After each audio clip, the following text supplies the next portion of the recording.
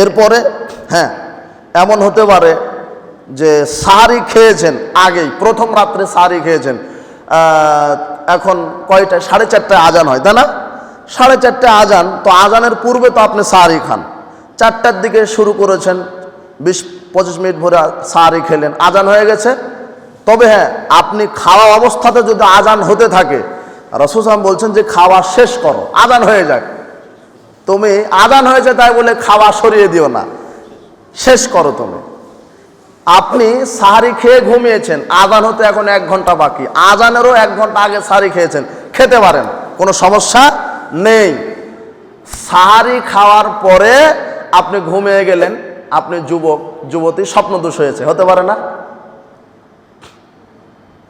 তখন আপনি কি করবেন? আজানের আগে আপনি গোসল দিয়ে নেবেন। হ্যাঁ, আজানের আগেই গোসল দিয়ে সিয়ামের নিয়ত করে সিয়াম রাখবেন, আল্লাহ আপনার সিয়াম কবুল করবেন। মানে সাহারি খেয়ে ঘুমিয়েছেন, এমনকি সাহারি খেয়ে স্ত্রী মিলন করেছেন, হতে পারে না? কথা বুঝেন তো আমার? সাহারি খাওয়ার পরে স্ত্রী মিলন করেছেন, স্ত্রী মিলন করে গোসল দিবেন, আজান তো এখনো হয়নি। আপনার সম্পর্ক আজানের সাথে, কিসের সাথে? শুবে সাদিকের সাথে। অর্থাৎ সাহারি খেয়ে শুবে সাদিকের পূর্বে আপনি পবিত্রতা অর্জন করলেই হলো। কথা বুঝেননি কি না? এটাই, সাহারি খেয়েছেন, সাহারি খাওয়ার পরে যে আর স্ত্রী মিলন করা যাবে না এমন না, সাহারি খাওয়ার পরে যে আবার কিছু খাওয়া যাবে না এমন না। শুবে সাদিকের পূর্বে অর্থাৎ আজানের পূর্বে আপনি খান, খাওয়ার পরে আপনি স্ত্রী মিলন করেন, সাহারি খাওয়ার পরে স্ত্রী মিলন করেন, অথবা স্বপ্ন দোষক, আপনার সমস্যা নেই, আপনি যদি শুবে সাদিকের পূর্বেই পবিত্রতা অর্জন করতে পারেন। কিন্তু আর একটা কথা, সাহারি খেয়েছেন, সাহারি খাওয়ার পরে হ্যাঁ এটাই যে স্ত্রী মিলন করলেন, তাহলে শুবে সাদিকের পূর্বেই আপনি পবিত্রতা হয়ে আপনি কি করবেন? সিয়ামের নিয়ত করে সিয়াম রাখবেন। এটা হচ্ছে সাহারির বিষয় গেল। এখন ইফতার, এখন কি? ইফতার, আপনি ইফতার করেন। আনাস রাদিয়াল্লাহু তাআলা আনহু বলছেন, রাসূল সাল্লাল্লাহু আলাইহি ওয়াসাল্লাম বলেছেন, লা ইয়াজালু নাস মা জালাল ফিতরা, মানুষ ততদিন কল্যাণের উপরে থাকবে যতদিন মানুষ তাড়াতাড়ি ইফতার করবে। দেরিতে না তাড়াতাড়ি? আবু হুরায়রা রাদিয়াল্লাহু তাআলা আনহু বলেন, রাসূল সাল্লাল্লাহু আলাইহি ওয়াসাল্লাম বলেছেন, লা ইয়াজালু দিন যাহিরান মা আযহালান নাসুল ফিতরা, দিন ততদিন হকের উপরে বিজয়ী থাকবে যতদিন মানুষ তাড়াতাড়ি ইফতার করবে। লিআন্নাল ইয়াহুদা ওয়ান নাসারা ইউআখিরুন, ইহুদি নাসারারা দেরিতে ইফতার করে। দেরিতে ইফতার করে কারা? সূর্য অস্ত যায় 6টা 40 মিনিট, সূর্য অস্ত যাওয়ার সাথে সাথে সায়ামকে ইফতার করতে হবে, 1 মিনিট দেরি করা যাবে না। আমাদের দেশে অনেক আছে না 3 মিনিট আরো যোগ করে, 3 মিনিট আরো কি করে? সূর্য যেই সময়ে অস্ত যায় ওই সময় থেকে আরো 3 মিনিট কি করে? আর বলে যে এতক্ষণ না খেয়ে থাকতে পেরেছে, আর 3 মিনিট পারবো না। অত পরহেজগারি তা আল্লাহ দেখাতে বলেননি। ওই যে 3 ব্যক্তি খুব পরহেজগার দেখিয়েছিল যে বিবাহই করব না, হ্যাঁ, সারা রাত সালাত আদায় করব, আর 365 দিনই সিয়াম রাখবো, এত পরহেজগারিতা দেখানোর পরও রাসূল সাল্লাল্লাহু বলছেন যে তোমরা যদি এত পরহেজগার হও, মান রাগিবা আন সুন্নতি ফালাইসা মিন্নি, তাহলে তোমরা আমার উম্মতের অন্তর্ভুক্ত হবে না। তো বেশি পরহেজগার থাকলে অত উম্মত হওয়া যায় না। পরহেজগারিতা শরীয়তের মাপকাঠি অনুযায়ী পরহেজগারিতা দেখাতে হয়। কথা না বুঝতে পারেননি? 3 মিনিট যোগ করতে আপনাকে কে বলল? সায়েম ইফতার করবে সূর্য ডোবার সাথে সাথে, সূর্য ডুবে গেছে ইফতার করবে, 1 মিনিট দেরি চলবে না। 1 মিনিট দেরি করা ইহুদি খ্রিস্টানের অনুসরণ। বলেন তো দেরি করা কাদের নীতি? ইহুদি খ্রিস্টানের। রাসূল সাল্লাল্লাহু আলাইহি ওয়াসাল্লাম বলছেন যে মানুষ ততদিন কল্যাণের উপরে থাকবে যতদিন তাড়াতাড়ি ইফতার করবে। আল্লাহ আমাদেরকে তাড়াতাড়ি ইফতার করার তৌফিক দান করুন, আল্লাহুম্মা আমিন। রাসূল সাল্লাল্লাহু আলাইহি ওয়াসাল্লাম বলছেন, ইযা আফতারা আহাদুকুম, যখন তোমরা ইফতার করবে, ফালিফতির আলা তামরিন, তোমরা খেজুর দ্বারা ইফতার করবে। ফাইল্লাম ইয়াজিদ, যদি খেজুর না পাও, ফালিফতির আলা মাইন ফাইন্নাহু তুহুর, পানি দ্বারা ইফতার করবে, কেননা পানি হচ্ছে পবিত্র। তাহলে ইফতার করার আর একটা পদ্ধতি কি? খেজুর দ্বারা, সুন্নাত। খেজুর নাই, পবিত্র পানি দ্বারা। আব্দুল্লাহ বিন ওমর রাদিয়াল্লাহু তাআলা আনহু বলেন, কানা নবী সাল্লাল্লাহু আলাইহি ওয়াসাল্লাম ইযা আফতারা, রাসূল সাল্লাল্লাহু আলাইহি ওয়াসাল্লাম যখন ইফতার করতেন, ইফতার করার সময়তে বলতেন, ইফতার যখন করতেন তখন বলতেন, যাহাবাজ জামাউ ওয়াবতাল্লাতিল উরুকু ওয়া সাবাতাল আজরু ইনশাআল্লাহ। তৃষ্ণা দূর হলো, শিরা উপশিরা সিক্ত হলো, আল্লাহ চাইতো নেকি নির্ধারিত হলো, প্রতিদান আল্লাহ দিয়ে দিল। সুবহানাল্লাহ। এটা ইফতারের দোয়া। তবে ইফতার প্রথমে করবেন বিসমিল্লাহ বলে। কি বলে? আমাদের দেশের লোকেরা দোয়া করে, আল্লাহুম্মা লাকা সুমতু, আল্লাহ তোমার জন্য সিয়াম রেখেছি, ওয়ারিজকিকা আফতারতু, তোমার রিজিক থেকে ইফতার করেছে। এই যে একটা দোয়া আবু দাউদে আসছে, আবু দাউদ নিজে হাদিসটিকে জয়ীফ বলেছেন, এই দোয়াটা জয়ীফ, এই দোয়া পাঠ করা যাবে না। ইফতার করবেন বিসমিল্লাহ বলে। কি বলে? খাবার শুরুতে বিসমিল্লাহ। আর যখন ইফতার করবেন শুরুতে বিসমিল্লাহ, এরপরে যখন পানি পান করবেন দেখবেন শরীরটা কি হয়ে যায়, সিক্ত হয়ে যায়, আরামায়েশ হয়। এজন্য তখন রাসূল বলতেন, ইফতার করে পানি পান করার পরে বলতেন, যাহাবাজ জামাউ, তৃষ্ণা দূর হলো, যাহাবাজ জামাউ, তৃষ্ণা দূর হলো, ওয়াবতাল্লাতিল উরুকু, শিরা উপশিরা, রগ, শরীরের হাড় হাড্ডি সব কিছু কি হলো, আরামদায়ক হলো, সিক্ত হলো, ওয়াসাবাতাল আজরু, নেকি, আজরু প্রতিদান, এখানে নেকি বলবো না, আজুরে। আর সাওয়াব মানে নেকি, বোনাস, হ্যাঁ, আর আজুরা মানে প্রতিদান। প্রতিদান কি বলেন তো? জান্নাত।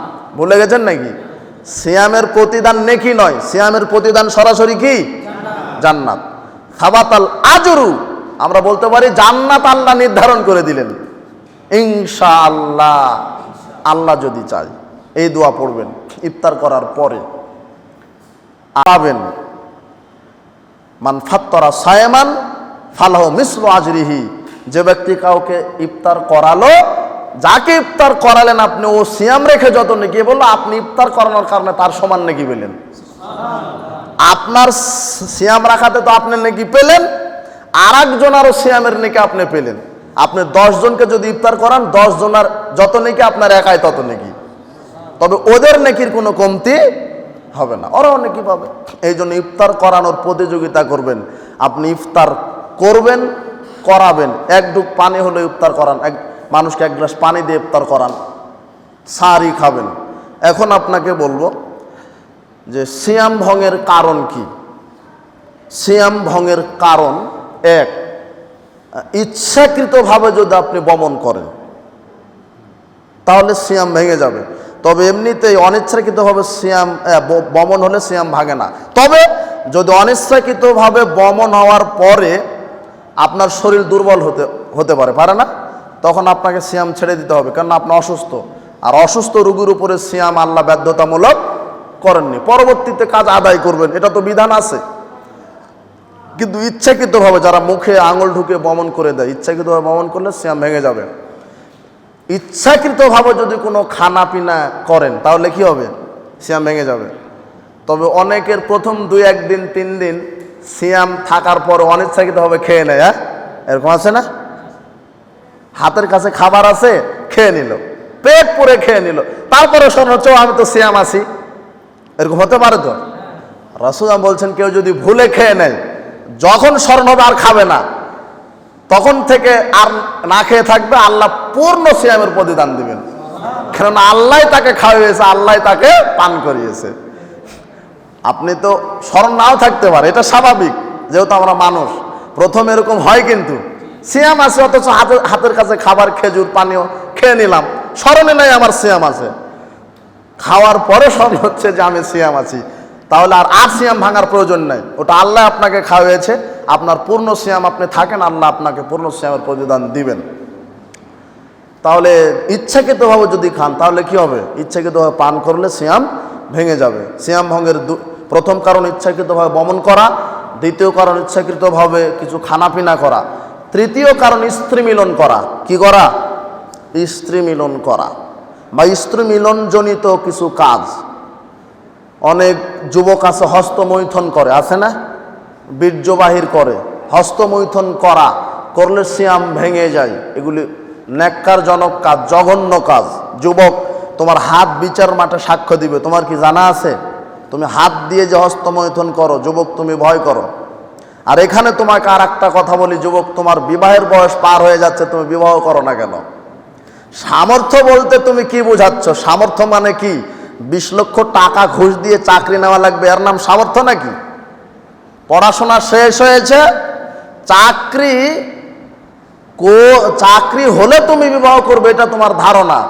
তোমার যৌবনটা যে ক্ষয় হয়ে যাচ্ছে, তুমি পারো একটা মেয়েকে ভরণ পোষণ দিয়ে, যোগ্যতা আছে, কিন্তু তুমি মনে করছো যে আমার আরো যোগ্যতা প্রয়োজন, এটা তোমার বোকামি। আর তোমার বিবাহ তাড়াতাড়ি না করার কারণে সমাজ আজকে জেনা ব্যভিচার একেবারে করোনা ভাইরাসের মতো বেশি হয়ে গেছে। এত জেনা ব্যভিচার সমাজে, প্রায় যুবক যুবতী এই জেনার সাথে জড়িত, ঈমান নাই তো। এই জন্য জেনা বন্ধের প্রথম কাজ হচ্ছে সঠিক সময়ে নারী পুরুষ যুবক যুবতীকে বিবাহ দেওয়া। কথা বুঝতে পেরেছেন? তুমি হস্তমৈথুন করে জীবনটাকে শেষ করে দিচ্ছ, আর তুমি বলছো নিজের পায়ে খাড়া হওয়া, তোমার জীবন তো শেষ করে দিলে। যাক, সিয়াম ভঙ্গের কারণ ইচ্ছাকৃতভাবে বমন, স্ত্রী মিলন, আর কি ইচ্ছাকৃতভাবে খানা পিনা। আর খানা পিনার অন্তর্ভুক্ত বিষয় 4 নম্বর, যেমন স্যালাইন অথবা ইনজেকশন। এমন ইনজেকশন যে ইনজেকশনের মাধ্যমে দেহে খাদ্য তৈরি হয়। ইনজেকশনের মাধ্যমে স্যালাইন যদি শরীরে দেওয়া হয় তাহলে সিয়াম ভেঙে যাবে। তবে রোগের প্রতিষেধক হিসেবে যদি ঔষধ হিসেবে ইনজেকশন দেওয়া যায় তাহলে সিয়াম ভঙ্গ হবে না। রক্ত শরীরে নিলে সিয়াম ভেঙে যাবে, কিন্তু রক্ত দিলে সিয়াম ভাঙবে না। আর শিঙ্গা লাগালে সিয়াম ভাঙে কি ভাঙে না এ ব্যাপারে ইখতিলাফ। তবে বেশিরভাগ মুহাদ্দিসের মত যে শিঙ্গা লাগালে সিয়াম ভাঙবে না। আরেকটি মাসলা, যে সিয়াম অবস্থায় যদি কেউ স্ত্রী মিলন করে, ইচ্ছাকৃতভাবে যদি কেউ সিয়াম একটা শয়তানের অসহায় পড়ে দুষ্টামি করে যদি একটা সিয়াম কাজা করে, তাহলে তাকে একটা সিয়ামই কাজ আদায় করতে হবে। কথা বুঝেন কিনা? কিন্তু স্ত্রী মিলন যদি সিয়াম অবস্থায় করে, তাকে 61টি সিয়াম রাখতে হবে। কয়টি? 61টি। একটা হলো সিয়ামের কাজা, আর 60টি হলো কাফফারা। কথা মনে বুঝলেন না? সিয়াম অবস্থায় যেই পুরুষ স্ত্রী মিলন করবে তার কাফফারা হলো 60টি সিয়াম রাখা, আর না হলে 60 জন মিসকিনকে খাওয়ানো। নারীর 60টি সিয়াম রাখা লাগবে না, নারীর একটা রাখলেই হবে। আর পুরুষের 61টি। এক হচ্ছে ফরজ সিয়ামের কাজা, আর 60টি হলো সিয়াম অবস্থায় স্ত্রী মিলন করার কাফফারা। এই হচ্ছে সিয়াম ভঙ্গের এগুলি কারণ। আর কিছু ছুটে গেল নাকি? এছাড়া অনেকে বলে যে সিয়াম অবস্থায় ব্রাশ করা হয় না, দাঁত মাজা হয় না, রক্ত বের হয়। রক্ত বের হলে সিয়াম ভাঙে না। কথা বুঝেছেন কিনা? শরীর থেকে রক্ত বের হলে সিয়াম রাখা অবস্থা আপনি ব্রাশ করতে পারেন, দাঁতল করতে পারেন, সমস্যা নেই। রক্ত বের হলে হলো। রক্ত বের হলে সিয়াম ভাঙবে এই কথা ঠিক নয়। কাজেই আপনি সিয়াম রাখবেন, ইফতার করবেন, সাহারি খাবেন, সিয়াম ভাঙার যত কাজ এগুলি কাজ থেকে বিরত থাকবেন। আর যত মিথ্যে কথা আছে, রাসূল সাল্লাল্লাহু আলাইহি ওয়াসাল্লাম বলছেন, মান লাম ইয়াদা কাওলা যুর ওয়াল আমালা বিহি, যে ব্যক্তি সিয়াম থাকা অবস্থা মিথ্যা কথা মিথ্যা কর্ম করে, ফালাইসা লিল্লাহি হাজাতিন ফিয়া ইয়াদা তা'আমাহু ওয়া শারাবাহু, তার না খেয়ে থাকা আর কুপবৃত্তি থেকে বেঁচে থাকা এগুলির কোনো দাম আল্লাহর কাছে নেই। কাজে আপনি সিয়াম থাকা অবস্থায় মিথ্যা কথা বলতে পারেন না, মিথ্যা কর্ম করতে পারেন না। সিয়াম ভঙ্গের কারণ যেগুলি বললাম এগুলি করলে সিয়াম ভেঙে যায়। এছাড়া যত কাবিরা গুনাহ আছে, সিয়াম থাকা অবস্থায় যদি কাবিরা গুনাহ করেন তাহলে সিয়ামের ফরজিয়াত আদায় হবে, কিন্তু সিয়ামের কোনো প্রতিদান আপনি পাবেন না। সিয়াম থাকা অবস্থায় আপনি মোবাইলে গান শুনতে পারবেন না, তাহলে সিয়ামের প্রতিদান থেকে বঞ্চিত হবেন। সিয়াম থাকা অবস্থায় আপনি অশ্লীল কিছু দেখতে পারবেন না। সিয়াম থাকা অবস্থায় মানুষকে গালি দিতে পারবেন না। সিয়াম থাকা অবস্থায় আপনি মিথ্যা কথা বলতে পারবেন না। সিয়াম থাকা অবস্থায় আপনি গীবাত করতে পারবেন না। সিয়াম থাকা অবস্থায় বেপরদায় থাকতে পারবেন না। যেই নারী সিয়াম থাকার পরও বেপরদায় থাকে, মাথায় কাপড় থাকে না, পেট পিঠে কাপড় থাকে না, উলঙ্গ পোশাক পরে, এই নারীর সিয়াম আল্লাহ কবুল করবেন না, কোনো প্রতিদানই দিবেন না। আপনার ইচ্ছাকৃতভাবে খেলে পান করলে সিয়ামই ভেঙে যায়, ইচ্ছাকৃতভাবে ভ্রমণ করলে সিয়ামই ভেঙে যায়, স্ত্রী মিলন করলে সিয়ামই ভেঙে যায়। কথা বুঝেন তো?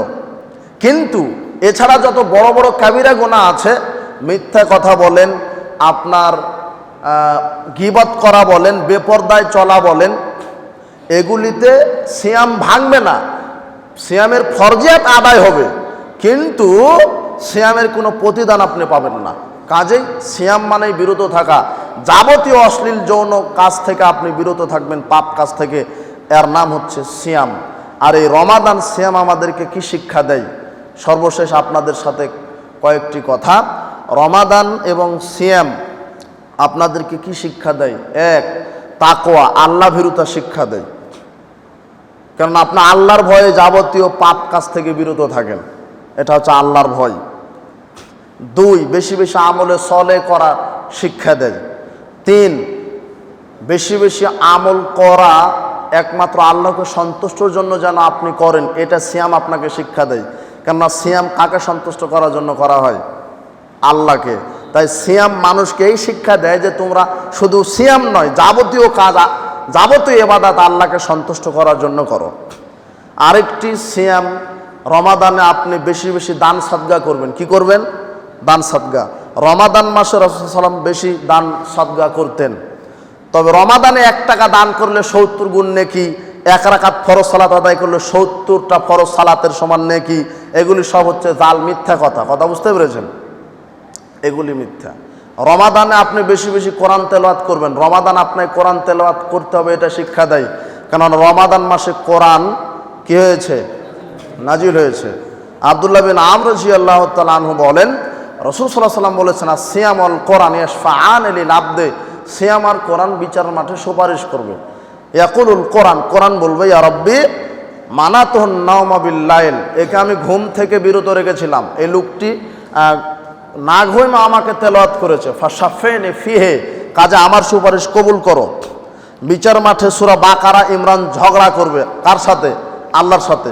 তো হাজ্জান, আল্লাহর সাথে ঝগড়া করে বলবো আল্লাহকে জান্নাত দাও, আল্লাহ বল দিব না। ঝগড়া বুঝেন তো? ঝগড়া বুঝেন না? আপনাদের গ্রামের লোকেরা ঝগড়া লাগে না, এই মুখে মুখে কথা। তো সূরা বাকারা আর ইমরান একদিকে, আল্লাহ একদিকে। সূরা বাকারা ইমরান আল্লাহকে বলবে ক্ষমা করতে হবে, জান্নাত দিতেই হবে, আল্লাহ দেব না, ক্ষমা করবো না, দিতেই হবে, আরে দেবো না, ক্ষমা করবো না। শেষ পর্যন্ত আল্লাহ বল, ঠিক আছে যাও, তোমাদের কারণে আমি এই লোকটিকে পাপ ক্ষমা করে জান্নাত দিলাম।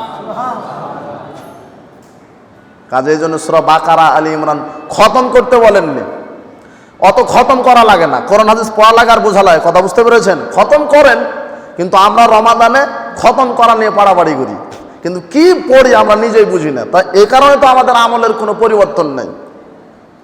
কোরআনে লেখা আছে পর্দায় থাকো, সুদ খাও না, ঘুষ খাও না, মিথ্যা কথা বলো না, ওগুলি আয়াতই পড়ি, কিন্তু আমরা কিছু বুঝি না, খুব খতম করি। আর রমাদান সেজে মোড়ে মোড়ে গল্প বলি যে আমি এবারে 20 খতম, আমার বউ 14 খতম, আমার দাদা 18 খতম, এইভাবে খতমের গল্প দেয়। হ্যাঁ, কোরআন মায়ের খতম করতে আসেনি, কোরআন মায়ের এসেছে আপনার জীবনকে সাজাতে। আল্লাহ যেন আমাদের জীবনকে সাজায় সুন্দরভাবে। কোরআন হাদিসের আলোক আল্লাহ কবুল কর, আল্লাহুম্মা আমিন। কোরআন আপনি তেলাওয়াত করবেন, বিশেষ করে যে বৈঠকি দান অবশ্যই দিবেন রমাদানে। দান, এই যে রমাদান আমাদেরকে বেশি বেশি দান করতে শিখায়, বেশি বেশি দান করবেন।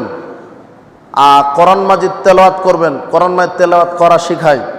এই যে শেখ বলেছেন কোরআন তেলাওয়াত গুরুত্ব সম্পর্কে বলেননি, আপনারা শুনেছেন তো? উনি শেষে একটি হাদিস বলেছেন যে বিচার মাঠে সাহেবে কোরআন মানে হাফেজ। সাহেবে কোরআন কাকে বলা হয়? হাফেজকে। আর সাধারণ তেলাওয়াতকারী যারা এমনিতে বাকারা আলে ইমরান পড়ে, এদেরকেও আল্লাহ ক্ষমা করে কোথায় দিবেন? জান্নাত, যেটা ঝগড়ার কথা একটু আগে হলো। আর সাহেবে কোরআন মানে হাফেজ। হাফেজের মর্যাদা এত বেশি, উনি বলেছিলেন সময়ের অভাবে ক্লিয়ার করতে পারেননি। মুজাহিদ যারা, মুজাহিদ বুঝেন তো? মুজাহিদ যারা আল্লাহ রাস্তায় কি করে? হ্যাঁ, জিহাদ করে, এদেরকে আল্লাহ জান্নাতে 100 তালা বিল্ডিং দিবেন। কয় তালা? 100 তালা। মানে এদের স্তর, এদের মর্যাদা 100 তালা বিল্ডিং দিবেন। আর যারা হাফেজ, এদেরকে আল্লাহ বিচার মাঠে বলবেন ইকরা, তুমি পড়ো, ওয়ারতাকি, আর উঠতে থাকো, ওয়ারাত্তিল, সুন্দর কণ্ঠে সুন্দরভাবে তারতিলের সাথে কোরআন তেলাওয়াত করে আমাকে শোনাও, কামা কুনতা তুরাত্তিলু ফিদ দুনিয়া, যেভাবে দুনিয়াতে তেলাওয়াত করতে। ফাইন্না মানজিলাকা ইনদা আখিরি আয়াত, কেননা তোমার থাকার জায়গা তেলাওয়াতের শেষ জায়গায়। অর্থাৎ কোরআন মাজিদের আয়াতের সংখ্যা কত? কোরআন মাজিদের আয়াতের সংখ্যা কত? 6236টি। 6236টি। হাফেজ সাহেব যদি 6236টি আয়াত পড়তে পারে, তাহলে আল্লাহ তাকে জান্নাতে 6236 তলা বিল্ডিং দিবেন। কথা না বুঝেননি? আর এই কোরআন আপনি যারা কোরআন পড়তে শিখেননি, রমাদানে শিখবেন, আল্লাহ কবুল করে, আল্লাহুম্মা আমিন। কোরআন বিশেষ করে মুলক পড়বেন। মুলক পড়লে কি কবরের আযাব থেকে সূরা মুলক বাধা দিবে, শাস্তি হতে দিবে না। সূরা মুলক কবরের শাস্তি থেকে বাধা দেয়। হিয়াল মানিয়াত হিয়াল মুনজিয়াত তুনজি মিন আযাবিল কবর, যারা সূরা মুলক নিয়মিত পড়ে কবরের শাস্তি থেকে তাদেরকে বাধা দেয়। আর সূরা ইখলাস পড়বেন। আব্দুল্লাহ বিন আব্বাস রাদিয়াল্লাহু তাআলা আনহু বলছেন, রাসূল সাল্লাল্লাহু আলাইহি ওয়াসাল্লাম বলেছেন, কুল হুয়াল্লাহু আহাদ তাদিলু সুলুসাল কোরআন। সূরা ইখলাস কোরআনের 3 ভাগের 1 ভাগ। অর্থাৎ সূরা ইখলাস যদি আপনি 3 বার পড়েন, সমস্ত কোরআন মাজিদ খতম দেওয়ার সমান আল্লাহ আপনাকে লিখে দিবেন। কুল ইয়া আইয়ুহাল কাফিরুন তাদিলু রুবুআল কোরআন। যদি কেউ সূরা কাফিরুন 4 বার পড়ে, তাহলে গোটা কোরআন মাজিদ তেলাওয়াত করার সমান আল্লাহ লিখে দিবেন। সূরা কাফিরুন পড়েন, ইখলাস পড়েন। মান করা কুল হুয়াল্লাহু আহাদ, যে ব্যক্তি পাঠ করবে সূরা ইখলাস হাত্তা ইয়াখতিমাহা, শেষ পর্যন্ত, 10 মাররাত, আহমদ গ্রন্থে এটা হাদিসটা আসছে। মান করা, যে ব্যক্তি তেলাওয়াত করবে কুল হুয়াল্লাহু আহাদ হাত্তা ইয়াখতিমাহা 10 মাররাত, সূরা ইখলাস শুরু থেকে শেষ পর্যন্ত যে 10 বার পাঠ করবে, বানাল্লাহু লাহু কসরান ফিল জান্নাহ, আল্লাহ তার জন্য সোনার পাদারা জান্নাতে একটা ঘর তৈরি করে দিবেন। মানে কোরআনের তেলাওয়াত, কোরআন তেলাওয়াতের ফজিলত এত বেশি, সুবহানাল্লাহ ওয়া বিহামদিহি। রাসূল বলছেন, এই তোমাদের কে চাও যে একটা উট ওই বাজার থেকে কিনে আনো, যেটা লাইসমা ফিহে, যেটা কোনো পাপ হবে না, যেটা চুরি করাও নয়, তো সবাই চাই। তো রাসূল বলছেন যে তোমরা মসজিদে যাও, গিয়ে একটা আয়াত তেলাওয়াত করো, অথবা একটা আয়াত মানুষকে প্রচার করে দাও, শিখিয়ে দাও। একটা আয়াত যদি তেলাওয়াত করতে পারো, তাহলে একটা উট কুরবানির সওয়াব আল্লাহ তোমাকে দিবেন। এবং কোরআন মাজিদের যত আয়াত পড়বেন তত উট কুরবানির নেকি। অথচ এখন বর্তমানে একটা ভালো উটের প্রতিদান প্রায় 6 লক্ষ টাকা। কত? 6 থেকে 8। তো একটা আয়াত তেলাওয়াত করলে কত নেকি? একটা উট কুরবানির সমান নেকি। মান কারা হারফাম মিন কিতাবিল্লাহ, যে কিতাব থেকে একটা হরফ তেলাওয়াত করে তার নেকি কত? ফালাও হাসানা, তার নেকি আছে। আল হাসানাতু বিআশরি আমসালিহা, তার নেকি হচ্ছে 10 গুণ। আর 10কে আল্লাহ 700 গুণ করে দিতে পারে, 700কে 700 লক্ষ গুণ করে দিতে পারে। কাজেই আপনারা বেশি বেশি, রমাদান আপনাকে শিক্ষা দেয় কোরআন মাজিদ বেশি বেশি তেলাওয়াত করতে, দান করতে। রমাদান আপনাকে শিক্ষা দেয় বেশি বেশি আল্লাহর কাছে ক্ষমা চাইতে, বেশি বেশি আস্তাগফিরুল্লাহ পাঠ করবেন। রমাদান আপনাকে শিক্ষা দেয় যাবতীয় অন্যায় কাজ থেকে বিরত থাকতে। যারা চাঁদাবাজ, যারা অবৈধ ব্যবসায়িক, ওজনে কম দিবেন না, মাপে কম দিবেন না, খাদ্যে ভেজাল দিবেন না। রমাদান যারা ব্যবসায়িক, তারা দ্রব্যমূল্য কম ধরবেন। অন্যান্য মাসে যেটা ধরতেন, এখন প্রত্যেকটা দ্রব্যমূল্যে 2 টাকা 5 টাকা কম করে বিক্রি করবেন, বরকত কে নাজিল করবে। আর যদি বেশি ধরেন, যারা ব্যবসায়িক, তাদেরকে বলছি বরকত আল্লাহ উঠিয়ে দিবে, নাজিল হবে না। আর রমাদানে সব কিছু ছাড় দিতে হবে। রহমত, বরকত, নাজাতের মাস রমাদান মাস, বরকতের মাস রমাদান মাস, ক্ষমার মাস রমাদান মাস, দয়ার মাস রমাদান মাস, জান্নাত পাওয়ার মাস কোন মাস? রমাদান মাস। আল্লাহর সন্তুষ্টি অর্জন করার মাস রমাদান মাস, এটা মনে রাখতে হবে। এই মাসে কোনো গালিগালাজ হবে না, কোনো গিবাদ হবে না। মহিলারা সিয়াম থাকে আর গিবাদ করে, আর পুরুষেরা সিয়াম থাকার পরে ইফতার করার পরে বিড়ি টানে, একই হলো। ওরা সিয়াম থাকার পরে গিবত করে, আর পুরুষেরা সিয়াম থাকার পরে বিড়ি দিয়ে ইফতার করে। যারা সারাদিন যে কিভাবে থাকে, হ্যাঁ, ইফতার করার পরে কি করে, বিড়িতে টান দেয়। আর বিড়ি হারাম, ও সারাদিন না খেয়ে থাকাই কাম। কে কবুল করেনি সিয়াম? এবাদাত কবুলের পূর্ব শর্ত হালাল রুজি, তো ও তো বিড়ি খেলেও হালাল না হারাম? হারাম। ওটা মাদক, ওটা তামাক দিয়ে বিড়ি তৈরি হয়, আর তামাক হারাম। তামাক বেশি খেলে বিবেকের ক্ষতি হয়, কাজেই তার কমও হারাম। রাসূল বলছেন মাসকারা কাসিরুফা কলিলু হারাম, যেটা বেশি খেলে বিবেকের ক্ষতি হয় তার কমও হারাম। তামাক যারা জর্দা খায়, ওই জর্দায় তামাক থেকে হয়।